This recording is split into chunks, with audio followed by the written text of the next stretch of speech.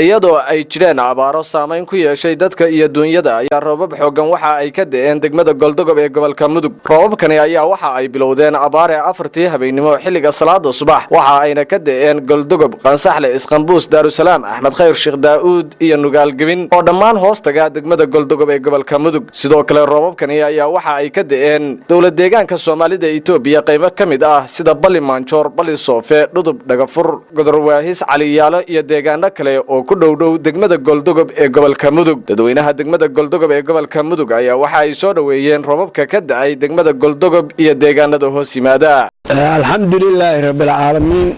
waxaan Ilaahay uga mahadinaynaa in annagoo maanta joogna magaalada Galdogob degmada Galdogob Ilaahay inuu noo diiyay roob wanaagsan oo maaragtay si fiican ugu raaxaysanoo qabtay meerdo badan markii abaaruna soo haysay Ilaahay baan uga shukriyeynaa intaas. Alxamdulillah rabbil caalamiin Ilaahay uu noo gargaaray aad ayaa rajadu u fiican tahay waxa mahad iska leh Ilaahay noo gargaaray noona gargaari doona dib. Alxamdulillah Ilaahay baa mahad iska leh Ilaahay roobkaasna siiyay roobku runtii meel tiro badan buu ka da'ay degmada Galdogob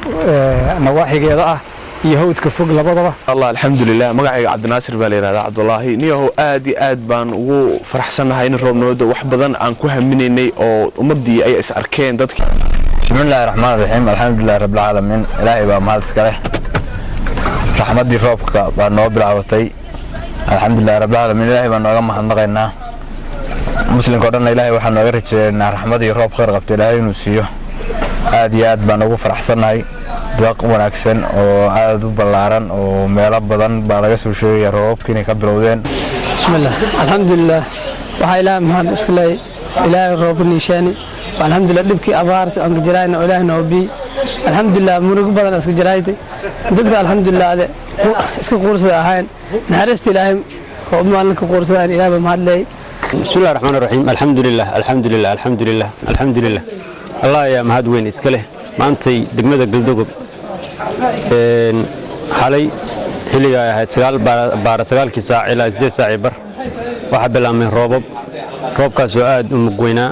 magaalada iyo hareeraheedaba si weyn u deeqay roobkaas hadii maanta la falaqeeyo waxa uu ahaa roob xilligii lagu baahi badnaa yimid. marka koowaad waxaan rabaa inaan u mahadceliyo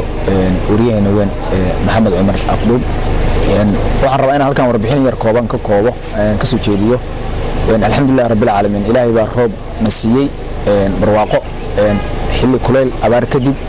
roob xala noo biloomay 3 bar habeenimo oo saaka adoo xilli 9kii subaxnimo naga kacay roobku anigu sida aan meelo badan baan tagay meelo badan oo aan soo maray